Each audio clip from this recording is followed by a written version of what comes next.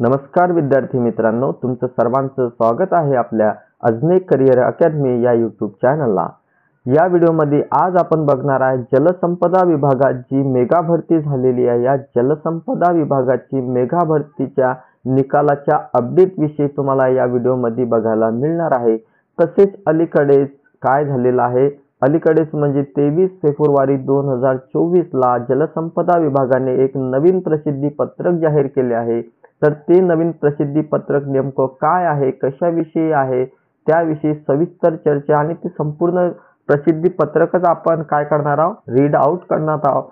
तर त्याविषयी तुम्हाला या व्हिडिओमध्ये संपूर्ण माहिती मिळणार आहे त्या प्रसिद्धी पत्रकाविषयी। आपलं जे WRD डिपार्टमेंट आहे महाराष्ट्र शासनाचं, ते मेगा भरती झालेली आहे। या मेगा भरतीची विषयी हा संपूर्ण व्हिडिओ असणार आहे निकालाच्या अपडेट विषयी। बघा, आता हे आपले जे WRD महाराष्ट्र शासन आहे यांनी जी भरती भरवली होती, एक मेगा भरती होती। याच्यात गट ब आणि गट क च्या भरपूर जागा होत्या। तर हे जागा आपण एक वेळ ओव्हरलुक करून घेऊया शॉर्ट मध्ये। पदाचे नाव आणि पदसंख्या जर बघितली तर वरिष्ठ वैज्ञानिक सहाय्यक 4 पदे होती। निम्न श्रेणी लघु लेखक जर बघितले तर 19 पदे होती। कनिष्ठ वैज्ञानिक सहाय्यक पद जर बघितलं तर 14 पदे होती। भूवैज्ञानिक सहाय्यक जर बघितले तर 5 पदे होती। आरेखक जर बघितले तर 25 पदे होती। त्यानंतर सहाय्यक आरेखक बघितले तर 60 पदे होती। आणि महत्त्वाचं म्हणजे स्थापत्य अभियांत्रिकी सहाय्यक 1528 पदे होती। त्यानंतर प्रयोगशाळा सहाय्यक जर बघितले तर आपल्याला इथं 35 पदे बघायला मिळतात। अनुरेखक जर बघितले तर 284 पदे आपल्याला इथं बघायला मिळतात। तसेच दप्तर कारकून असेल तर 430 पदे आपल्याला बघायला मिळतात। मोजणीदारचे एकूण 778 पदे आपल्याला इथं बघायला मिळतात। कालवा निरीक्षकचे एकूण 1189 पदे आपल्याला WRD मध्ये बघायला मिळतात। सहाय्यक भांडारपाल जर बघितलं तर 138 पदे। कनिष्ठ सर्वेक्षण सहाय्यक जर बघितलं तर 8 पदे। आणि एकूण जर पदसंख्या बघितली तर बघू शकता तुम्ही 4497 पदे, म्हणजे एक मेगा भरती आपण म्हणू शकतो। तर ही जी मेगा भरती झालेली आहे WRD डिपार्टमेंट मध्ये, म्हणजे महाराष्ट्र जलसंपदा विभागामध्ये, तर या जलसंपदा विभागानं काल 23 फेब्रुवारी 2024 ला निकालाबाबत एक प्रसिद्धी पत्रक जाहीर केले आहे। तर या निकालाबाबत म्हणजे काय, आपली जी एक्झाम होती हे वेगवेगळ्या फेजमध्ये आणि वेगवेगळ्या शिफ्टमध्ये अलीकडे काय झालेली आहे, संपूर्णपणे पार पडलेली आहे। कोणती भरती, तर आपली WRD ची भरती।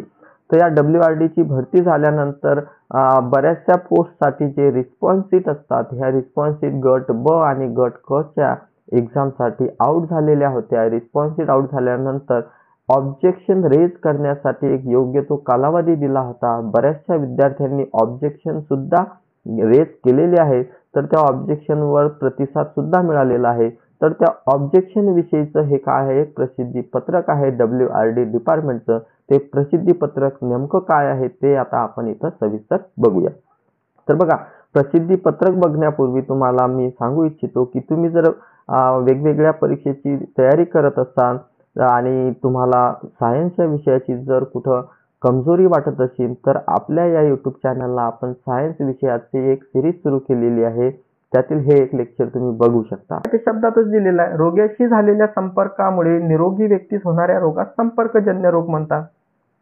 म्हणजे एखादा व्यक्ती काय आहे, रोगी आहे, त्या रोगी व्यक्तीच्या शरीराला जर शरीर लागलं तर त्यामुळे काय होणार आहे, तर ऑब्विसली त्या व्यक्तीच्या शरीरावर जेही जंतू असतील, बघा अशाच प्रकारचे नवीन नवीन लेक्चर या चॅनलला आपण अपलोड करत आहोत विज्ञान विषयाचे। त्याच्यामध्ये सविस्तर डिटेलमध्ये आपण काय करत आहे, विद्यार्थ्यांचे कन्सेप्ट क्लिअर करून त्यांना योग्य ते मार्गदर्शन करण्याचा प्रयत्न करत असतो।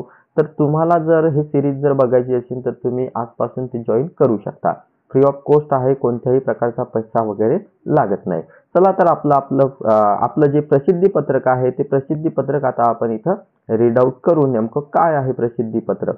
तर बघा, आपण झूम आउट करू। इथं महाराष्ट्र शासन जलसंपदा विभाग समन्वय समिती गट ब अराजपत्रित व गट क सरळ सेवा भरती।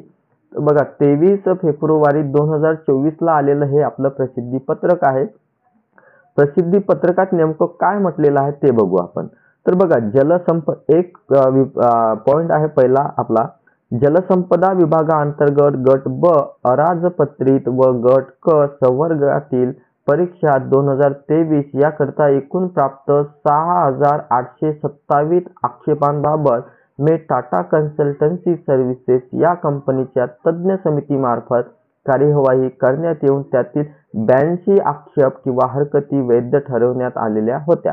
बघा, आपले जे थोडक्यात जर सांगायचं झालं तर जे आपले आपण ऑब्जेक्शन रेज केलेलं आहे WRD च्या एक्झाम मध्ये, तर यामध्ये एकूण 6,827 आक्षेप आले होते। त्यापैकी फक्त 82 आक्षेप जे आहेत किंवा हरकती जे आहेत ते काय करण्यात आले आहेत, वैध ठरवण्यात आलेले आहेत।